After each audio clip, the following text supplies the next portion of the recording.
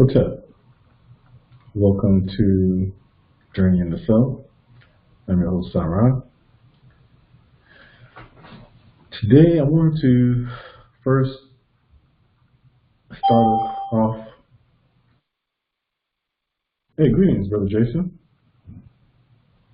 Brother Sarah, man. Great to hear your voice. Hi, Sunrise, Christina, and Jason. Hi, we got our champions around. That's cool. In Lotus, in Marcellus. Hi, it's Orion in Lotus and Marcellus. And Jason calls us champions. I don't know why. Because we are. Thank you for having us. It's a pleasure. So just getting started, and one of the things that I was going to start with is to lead a brief meditation. It's important for us to realize that we are spiritual beings living a human experience. Now, we all know this, from an intellectual standpoint, but we go through life and we lose that perspective. We get caught up in life, we experience life, and we get caught up in the emotions of life. We go through ups and downs, and so we get wound up and we get caught up in it. We lose the perspective that we are spiritual beings. And so the practice of meditation is important for us to be able to bring us back home, bring us back to the realization and understanding of who we are as spirit beings, because this life experience is just that. It's an experience. It's not who we are. So we do have to make the time to reconnect with our essence, to be able to step out of the illusion of the physical experience, because it's the spirit world that is the real world, which is reality. We're just living a physical drama, and we, as a result of our physical experience, we have lost the perspective that the spirit is reality. We've become so identified with the physical that we are under the illusion that is the physical. So that's why it's so important for us to be able to step back through the process of meditation, to bring ourselves to that higher perspective, so that we can really remember or begin the process of remembering who we are. Okay, so we'll start with a just brief, simple meditation, and and then we'll talk about the process of meditation. We'll talk a little bit about why it is that sometimes people have difficulty being able to meditate, and then we'll talk a little bit about what some of the things that we deal with as we're embarking on our spiritual journey. So hopefully you guys are sitting somewhere where you can sit comfortable with your spine straight. So just do that, sit in a comfortable position with your spine straight. Close your eyes. Just breathe normally for a bit. Focus your attention between your eyebrows. Maintain your focus there. Try your best not to allow your eyes to wander, because when your eyes are wandering, you can find what you're thinking.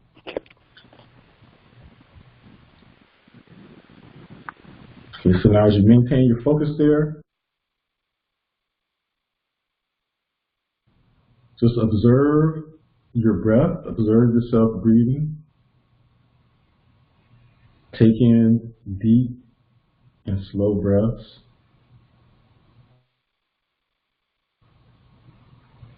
And as you take in your breaths, imagine as you inhale that the breath is going in through the third eye point.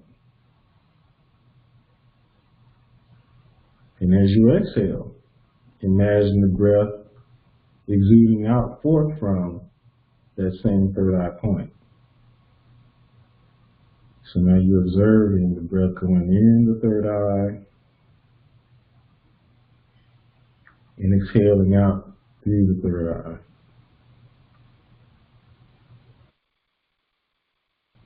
Now just do this practice and observe yourself, seeing the breath going in and out, and experiencing the breath going in and out of the third eye point.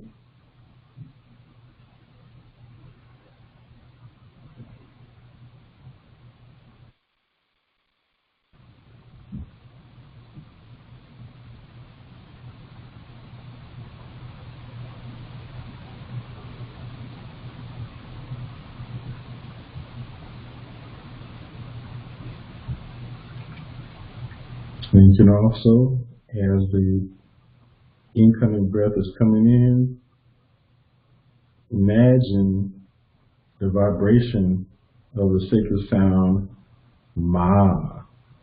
So as you're inhaling, feel the strong vibration of the sacred sound Ma.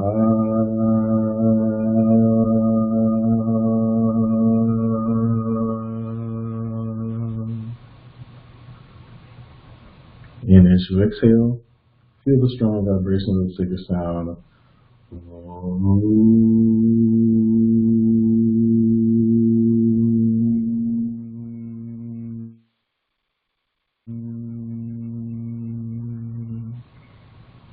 Inhale.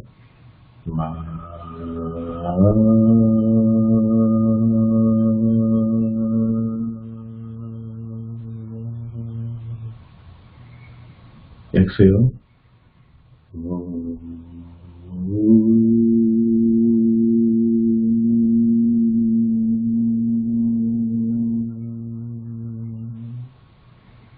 Inhale.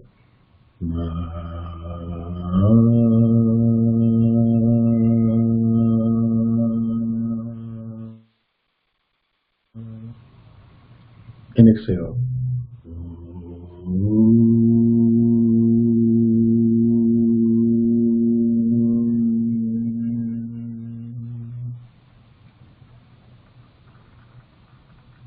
Now continue to do this for some time.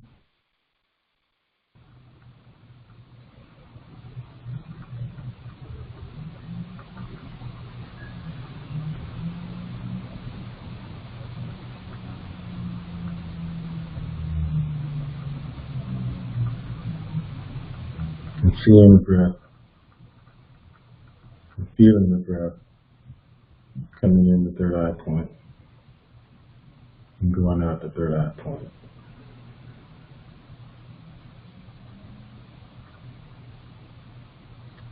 Breathe deep and slow.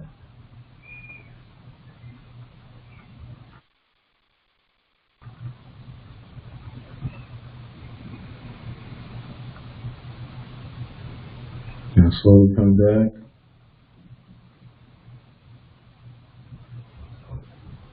Open your eyes.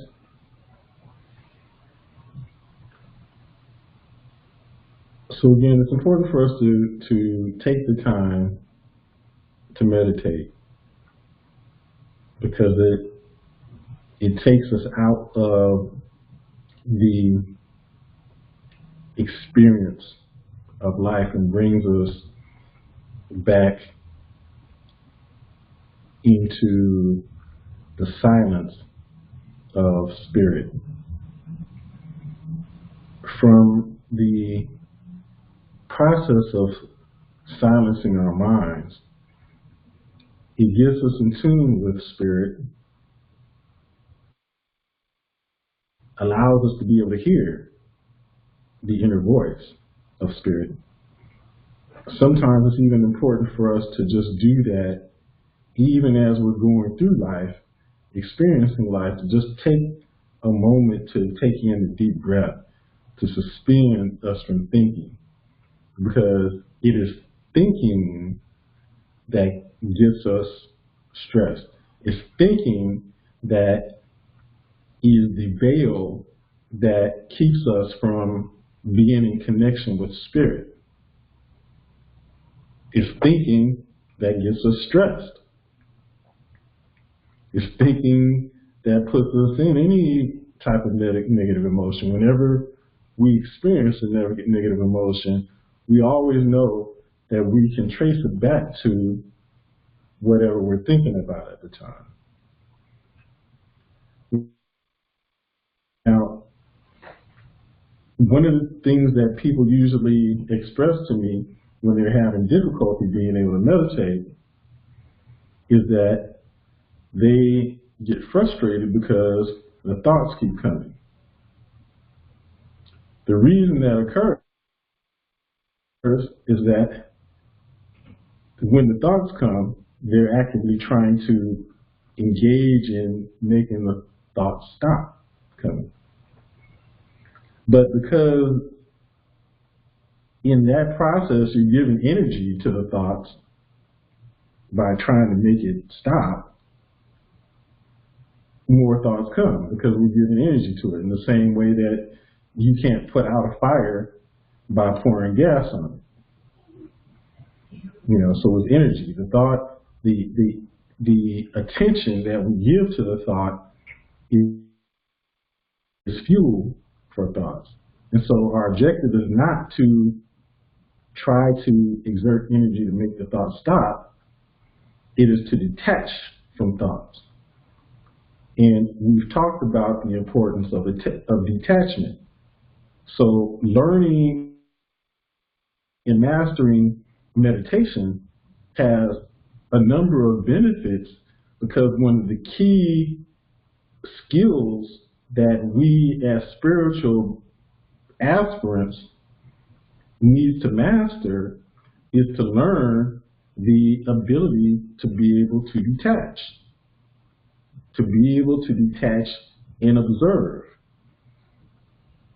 The biblical scripture that says, "Be ye in the world, but not of it," means that we learn to be able to detach and observe life as we experience life. So the method to learn how to be in the world but not of it is through the mastery of meditation, because through the mastery of meditation, we acquire the skill to be able to detach and observe life as we experience it.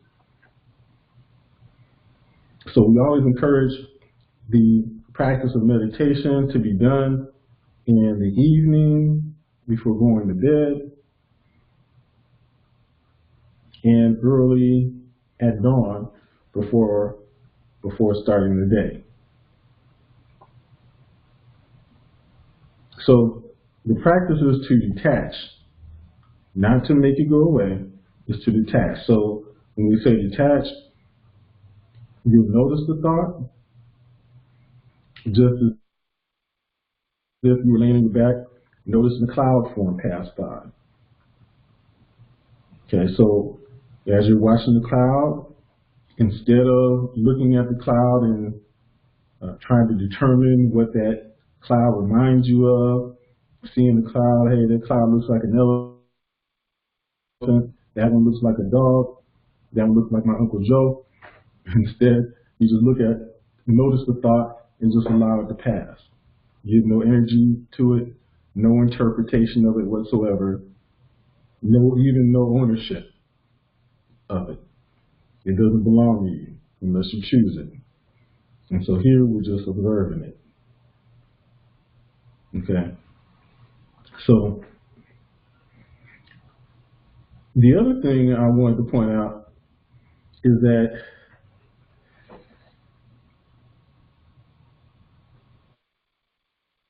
when we embark on our spiritual path, we find often that life seems to become a bit more difficult for us. Why is this?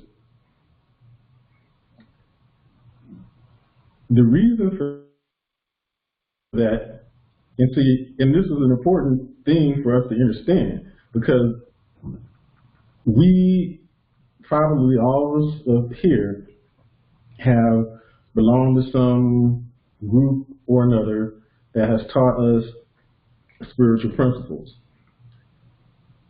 But when they teach the spiritual principles, part of the issue is that they're teaching it, they're selecting certain things from them and only teaching certain aspects of them.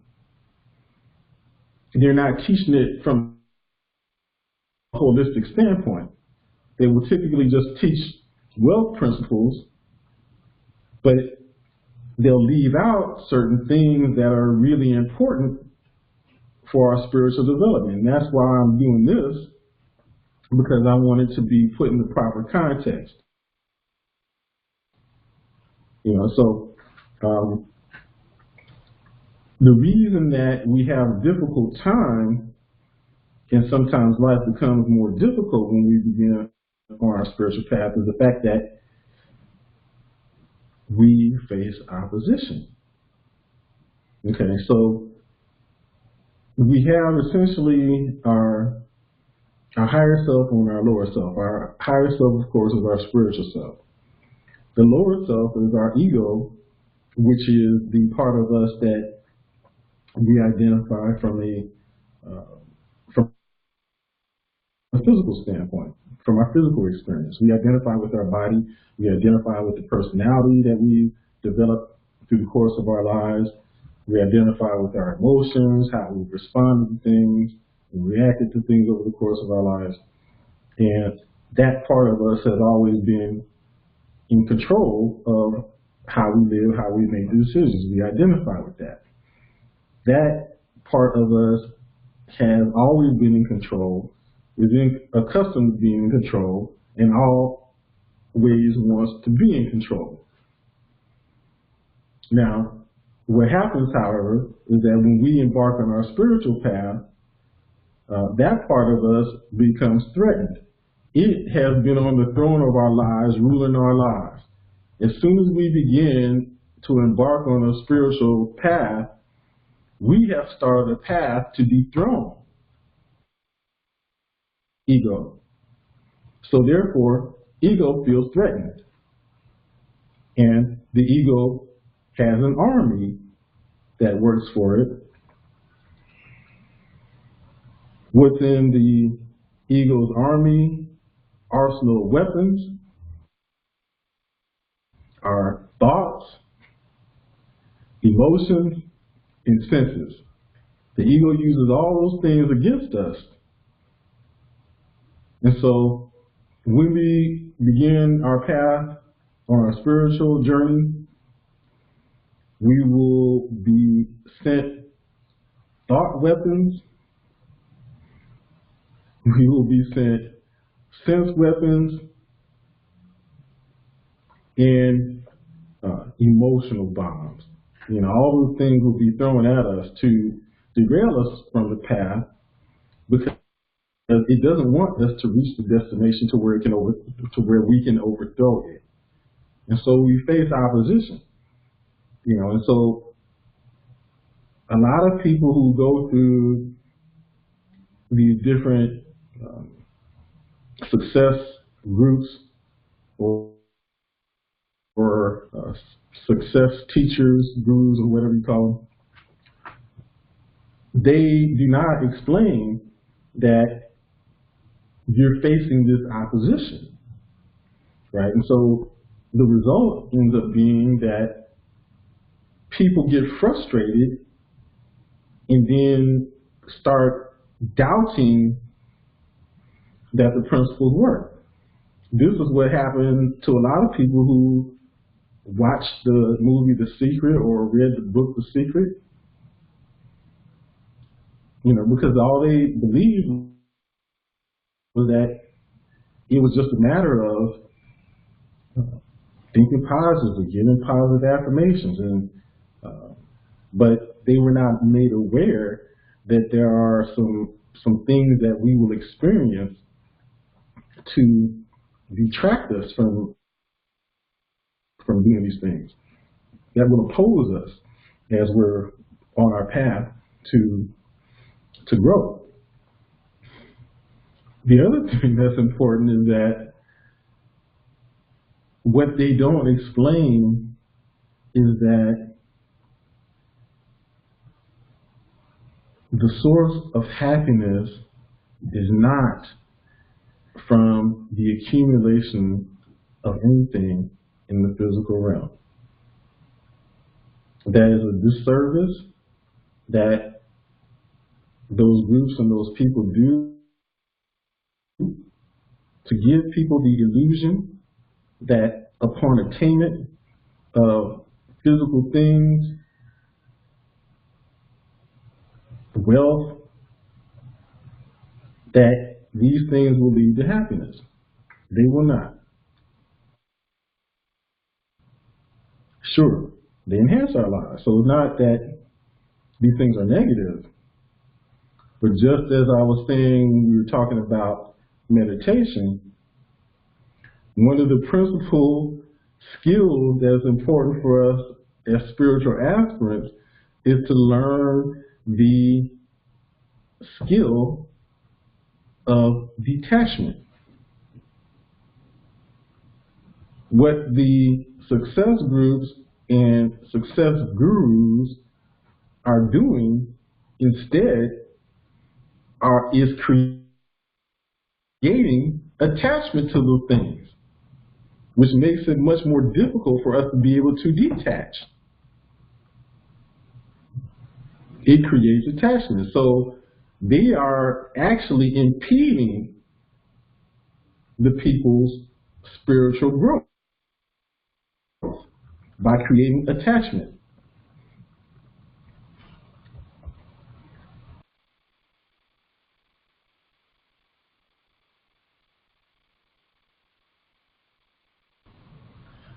Any questions before I go on? Or comments?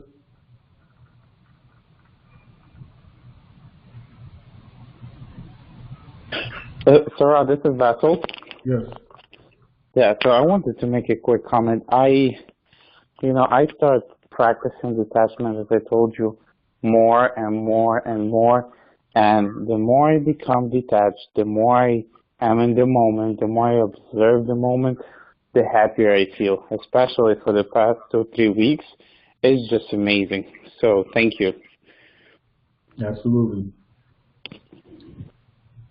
Any other questions or comments before we go on? Yeah, you made the point that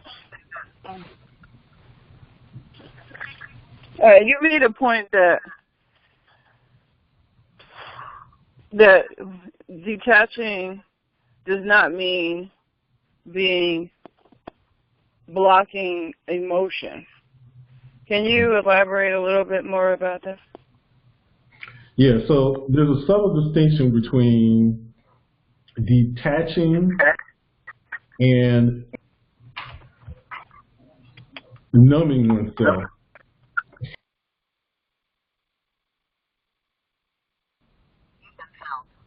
Okay, so detaching is the ability to be able to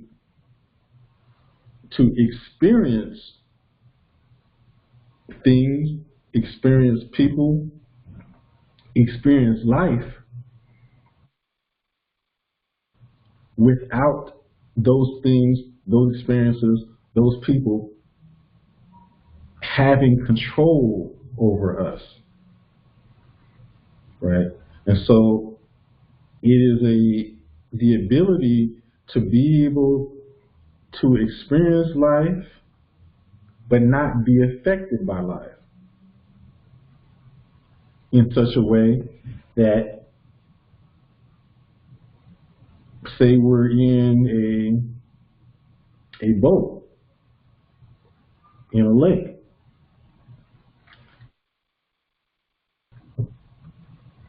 We're at peace. Say we're meditating in the boat. And now the winds start blowing and the waves start rocking the boat. But we stay at peace. We are not affected by the circumstances. An illustration of that is the biblical story where Jesus was in that very situation in in I don't know, it was the ocean, the sea, with his disciples in a boat, and the Master Jesus decided to take a nap.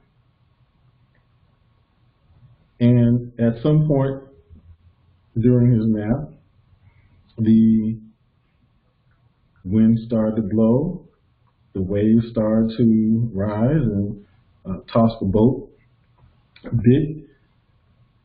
And over time, it tossed the boat so much to the extent that the disciples, their emotions started to change with the circumstances. They started getting upset and worried because the circumstances started to change. They lost their ability to be able to maintain their peace. Their peace was disturbed and broken by the change in the circumstances, right? And so as a result, because the vibrations of their thoughts and their emotions changed, they changed in such a way that they contributed to the circumstances. Their thoughts and vibrations and their speech was exacerbating the circumstances to where the circumstances worsened. Because they got caught up in them. And it stirred their emotion. It stirred negative vibrations in them, which made the circumstances worse. So much so that they woke up the Master Jesus saying, Master, Master, carest not that we perish. They were so disturbed that they thought they were going to die. And so they woke up the Master, and the Master Jesus was not particularly pleased with them because he had taught them about detachment. Obviously, they had not absorbed that lesson well. And so he admonished them for not heeding that lesson. And he looked out over the circumstances, the ways, and he said, peace, be still. Because it didn't affect him, he was unmoved by it.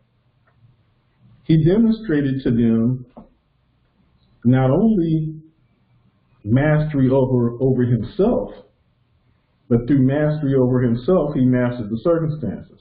So he said, peace be still, and the waves subsided, the wind stopped blowing. To further demonstrate his mastery over the circumstances, he stepped out into the water and began to walk on the water. And then he called forth one of the disciples to join him. And he began walking on the water until he realized what it was that he was doing. And then he doubted and began to sink. But that whole story was a metaphor for essentially being able to detach from the circumstances. So the Master, Jesus, demonstrated detachment, whereas the disciples demonstrated getting caught up in the circumstances and allowing the circumstances to dictate their mood, dictate the nature of their thoughts, to dictate their speech. They were controlled by the circumstances rather than being in control of themselves and in control of the circumstances.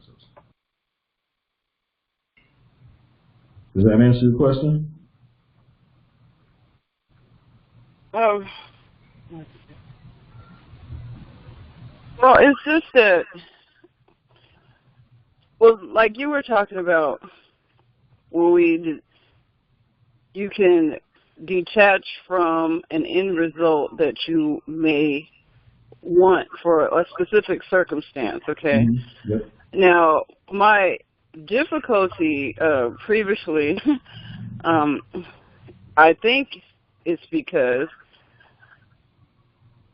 I was equating this detachment, meaning that you didn't care about it one way or the other. Like you weren't, like, you're not affected by, of course you're disappointed if you don't get the end result that you were shooting out for, but I kind of equated it to being emotionless, because it's not having a concern about the end result one way or the other sounded a little cold to me.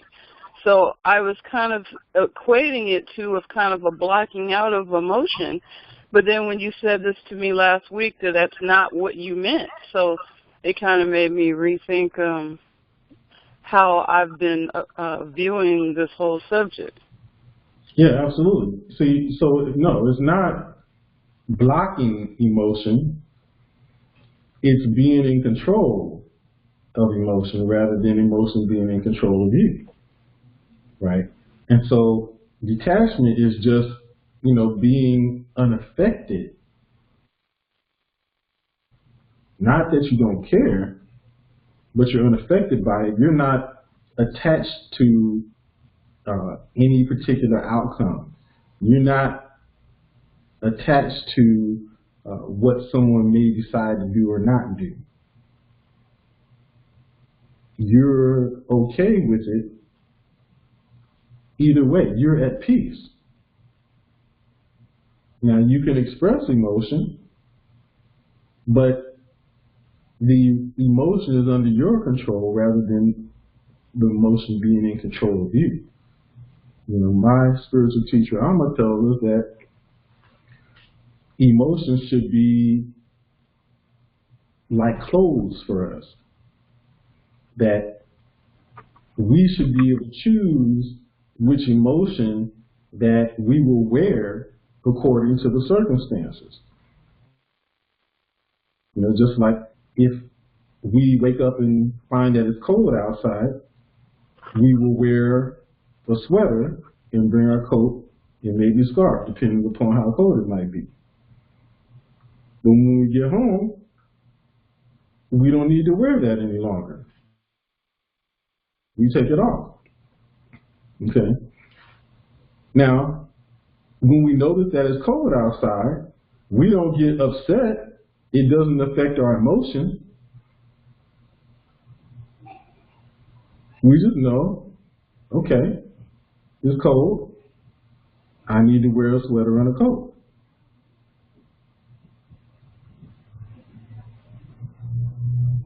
Does that make sense? So you were attached to, hey, I want it to be 80 degrees tomorrow.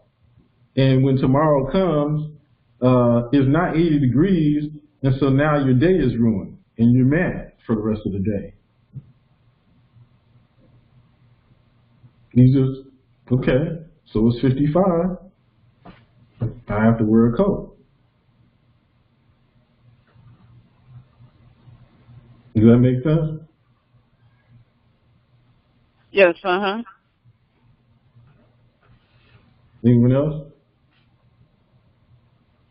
No.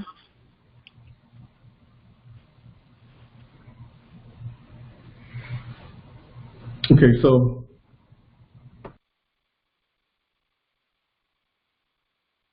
detachment is is a really important part, and we develop the ability to detach from the practice of meditation. So, it's important that, as I said before, that we continually engage in that practice.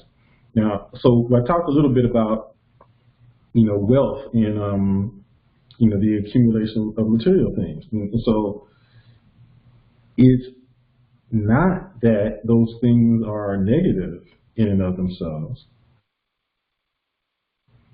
Ideally, we want to be able to have wealth because we can do more with it. We can help more people with it. Our lives will be much more comfortable when we have abundance. I mean, who wants to? It's much more easy to meditate when you're not having to worry about getting called by bill collectors all the time, right? So we want to have wealth, but we don't want to be attached to wealth. We don't want it to be where these things that are external to us have control over us.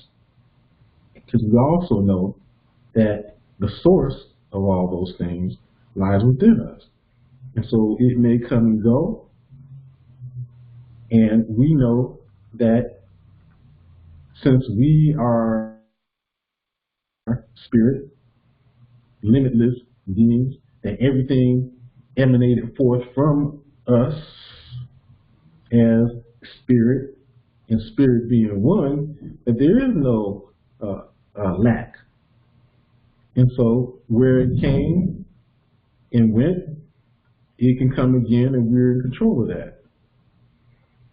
And so we develop the capacity to detach in such a way that the circumstances, whether it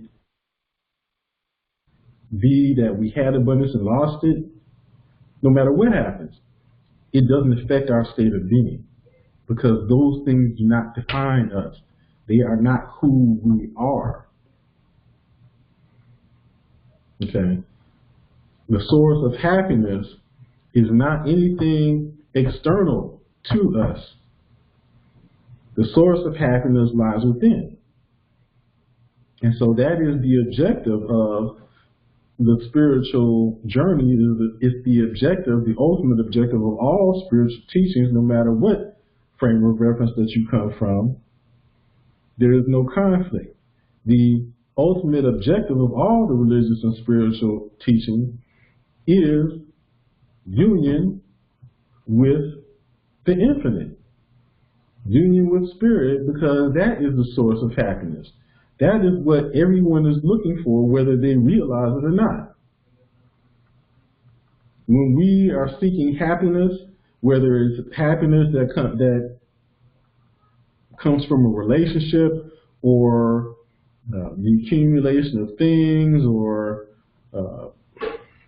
watching our favorite show, or whatever it is that brings us happiness,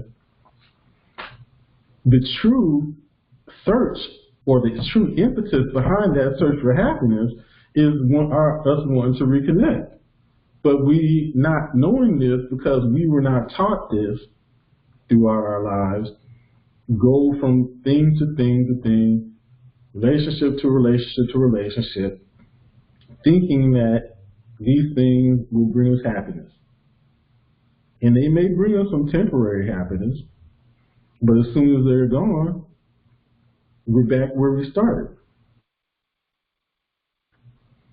And so what we really aspire to do, and what our spirit is longing for, is to permanently reconnect with spirit, because once we are able to do that, we are permanently connected with happiness, and we become happiness.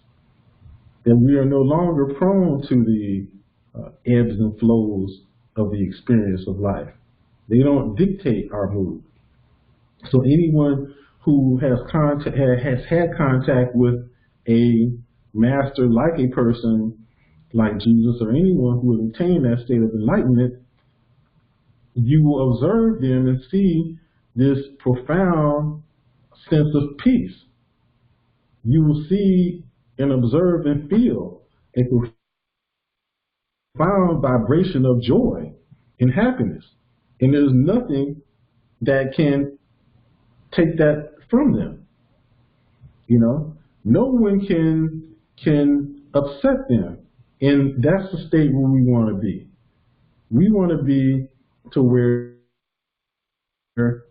no one can make us mad. And truly, no one actually can.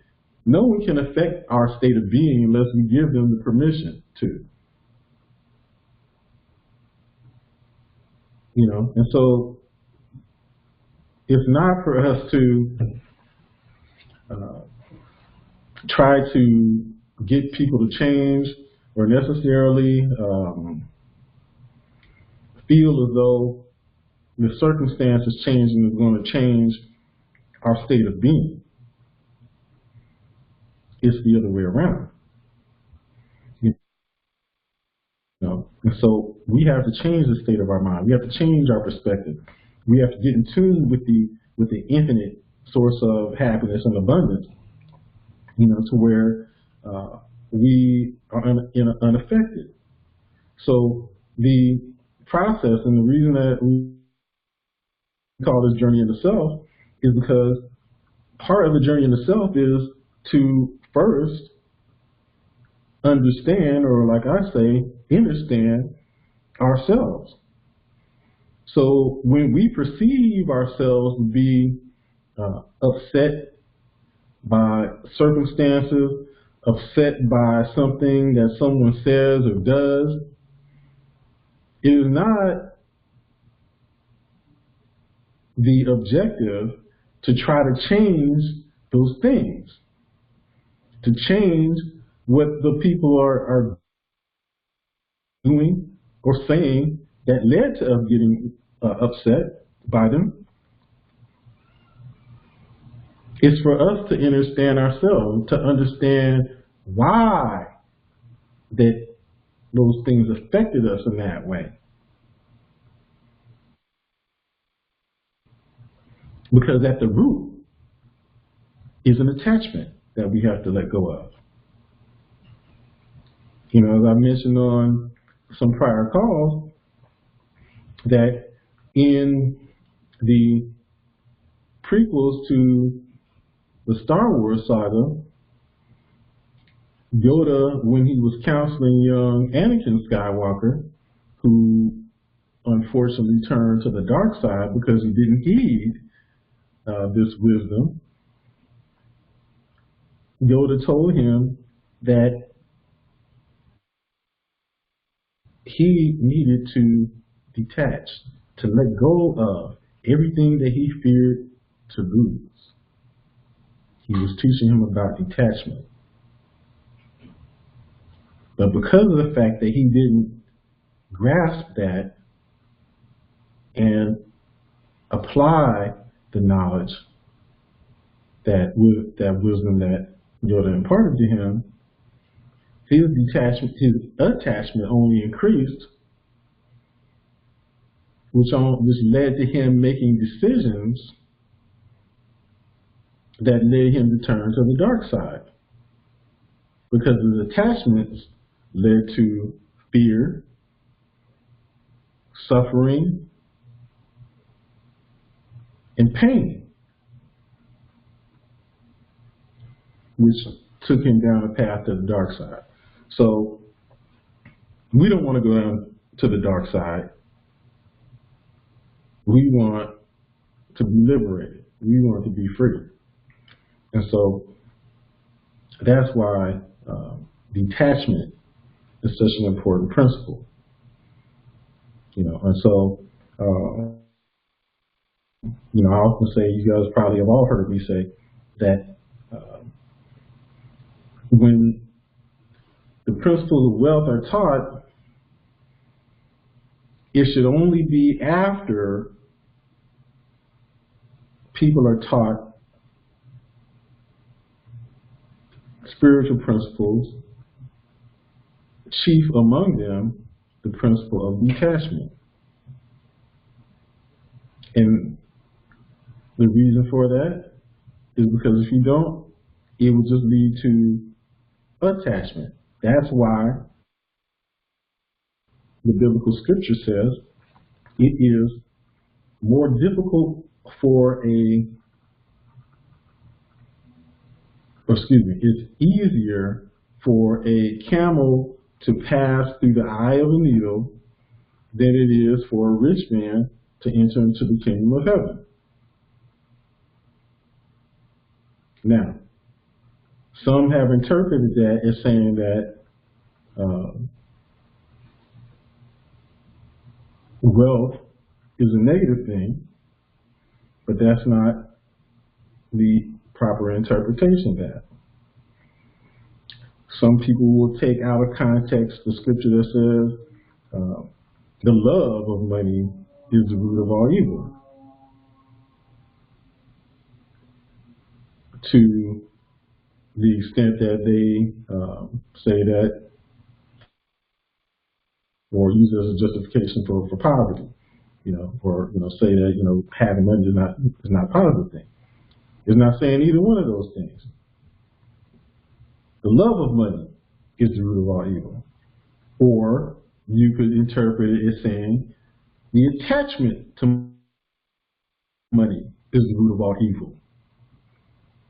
So the reason that it is more difficult for easier for a camel to pass through the eye of a needle than a rich man to enter into heaven is because the rich man will be so attached to his riches that it will derail him from his path to heaven, as it were. Heaven not being relating to as a physical place, but it's a state of consciousness.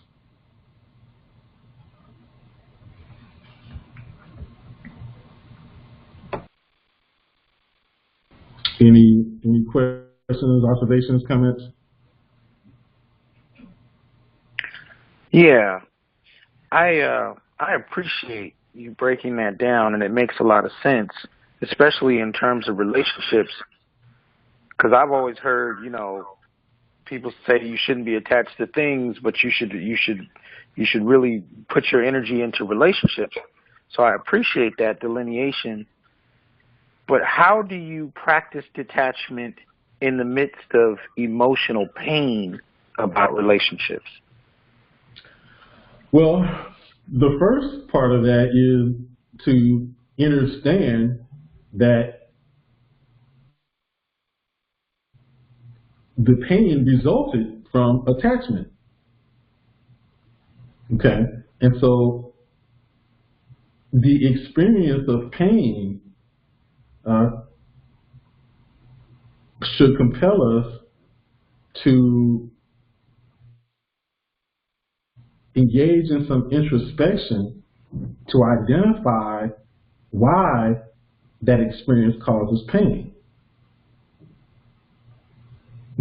And as we go through that process, we start to examine, some key things that have occurred in our lives, some key events. Typically, those things will be traced back to some early experience that we've had in our youth, where we have interpreted something in such a way that it causes pain. So I'll give an example. As a child, say, we had the experience of our parents getting divorced, right? So, one of the parents leaves the household, okay? But now, we as children did not have any perception of what was going on between our parents. We don't know the circumstances. That was not part of our perspective.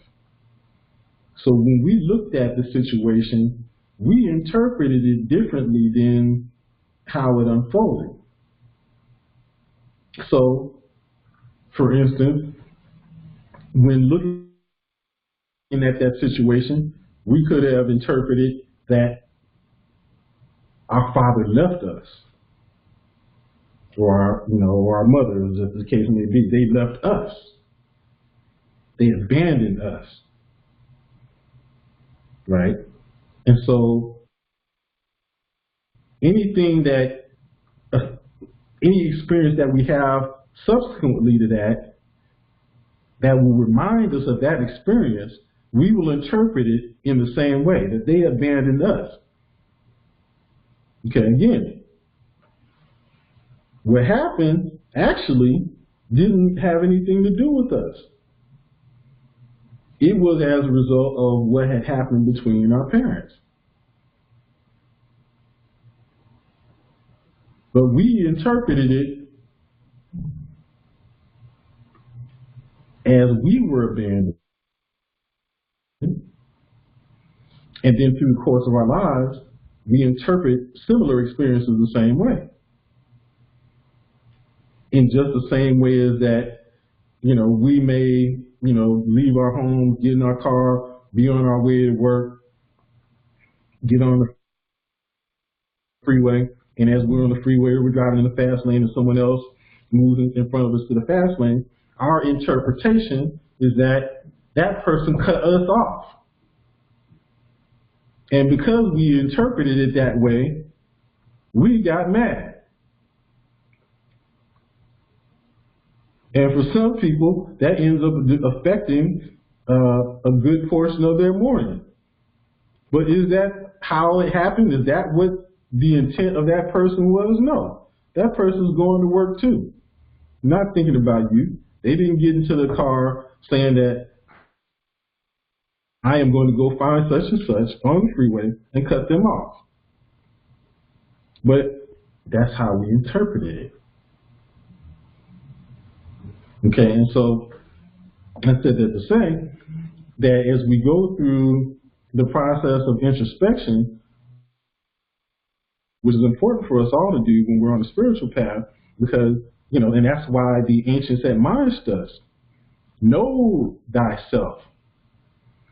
So it's not only the knowledge of who we are as spirit, but before we can get to identifying with that, there's a certain number of layers that we have to peel back. So the introspection is the peeling of the layers, because it's the layers that provide the veil that prevents us from being able to see who we really are. Does that make sense? Yes.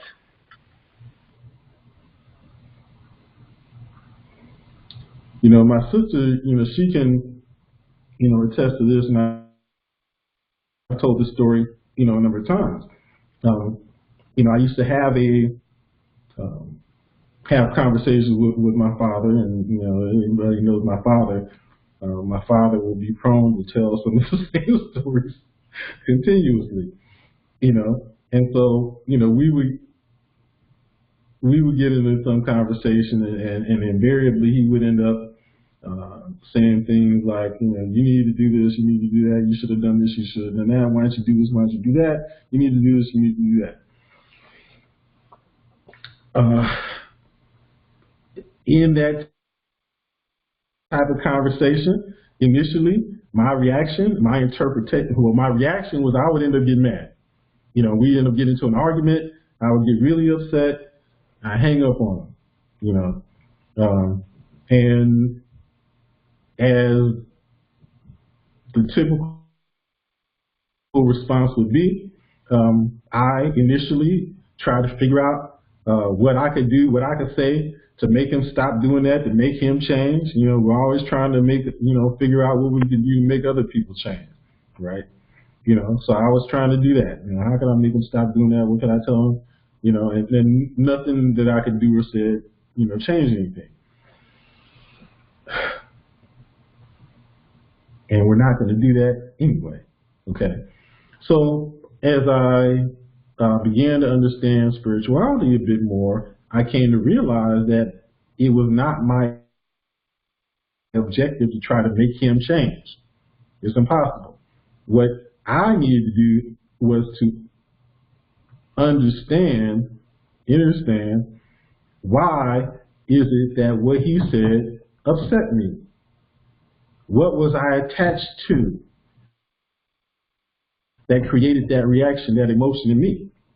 Okay, so I did that introspection, and in the process of doing that introspection, I came to the realization that what I was attached to, so I had, interpreted some of my early experience with with him, and my parents as, as not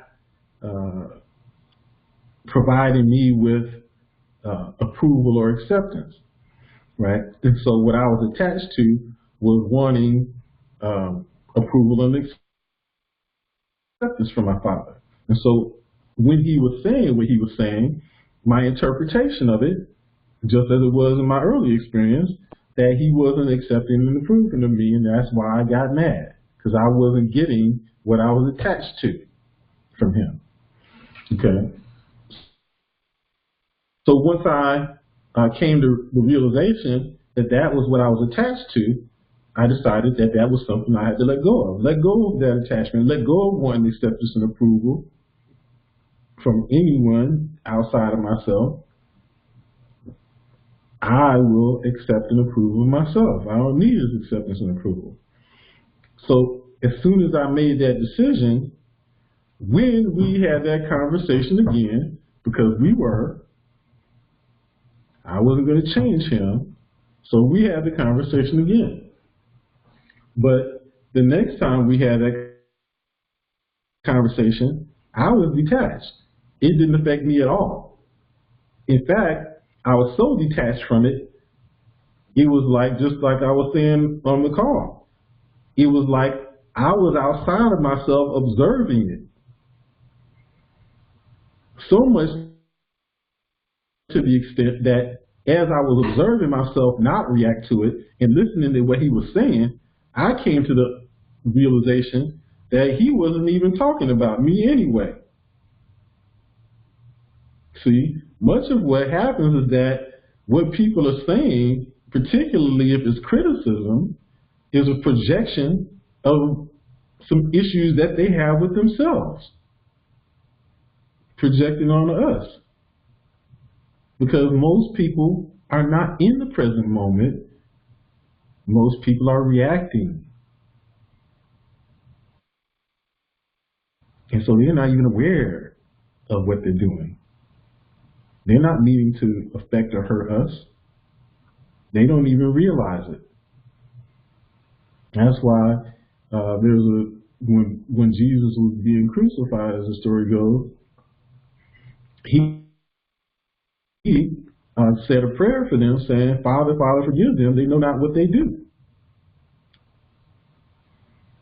And so he didn't take it personally.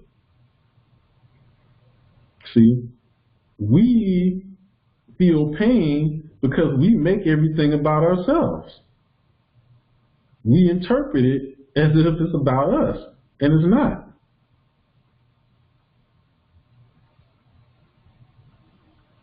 So the process that we should all go through is to gain a better understanding of ourselves, to identify what it is that we're attached to, because it's what we're attached to that is at the root of our pain. Just like I was, when I was talking about what Yoda said.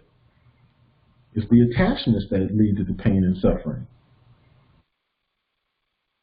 It's not anything that anybody says it does. Does that make sense?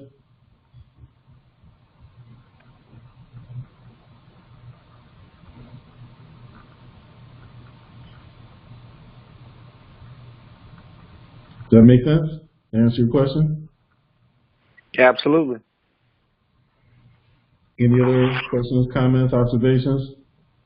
Yes, I wanted to let you know that I brought a guest to listen. It's Marina. Hi. Sarah, hello. How are you? This is Marina. Marina, we've met at Carnegie. I got your book. Oh, thank you. Thank you so much. I know it takes time. Like, who? What? It was pleasure listening to you and brilliant, especially that point about the car. I loved it so much. Oh my gosh. I think I will be using it all the time. So I'm just so simple and so genius. Thank you. Thank you so much. Thank you. She told me she was happy to hear your voice again. Yes, exactly true. Yeah, very pleasant. I'm sitting next to your sister and enjoying the peace, and she projecting so much beauty and peace that I'm feel so happy to be in her presence. And Vassil's on the call too. Say hi to Vassil. Oh, Vasily. Hello. Vasily, привет. Привет. Well, Привет, let me give you a call back later. I think that will be better for us to talk. Then, Sure. okay? Sure. Yes. Talk to you soon. Yeah, so that was a great call. I love it. Always appreciate it. Thank you so much. You are most welcome. You're most welcome. Jason, Christina, you guys have any questions, observations?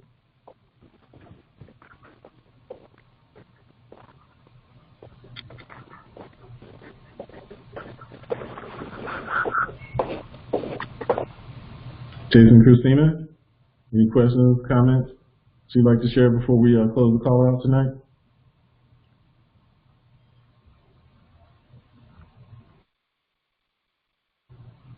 Okay. Well, hearing none, we've come to close the call. I hope that it's been beneficial. There was actually some things that I wanted to cover, but we never got there. But all is in divine order. But let me leave something with you, though.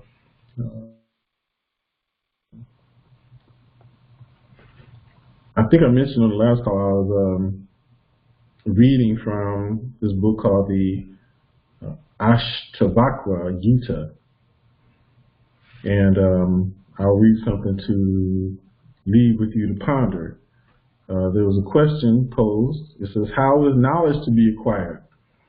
How is liberation to be attained? And how is dispassion to be reached? Tell me this, sir. Now, the word dispassion is essentially detachment. So I'll read it again. How is knowledge to be acquired? How is liberation to be attained? How is detachment to be reached? And the answer is, if you're seeking liberation, my son, shun the objects of the senses like poison. Practice tolerance, sincerity, compassion, contentment, and truthfulness like nectar. So we ponder that as you go through the rest of your night, and and do your meditation tonight before you go to bed, and we'll see you next time on the call. Thank you. Go ahead. Thank you, Sarah. That was perfect. Thank you. Blessings to you. Welcome. See you next time. Thank you.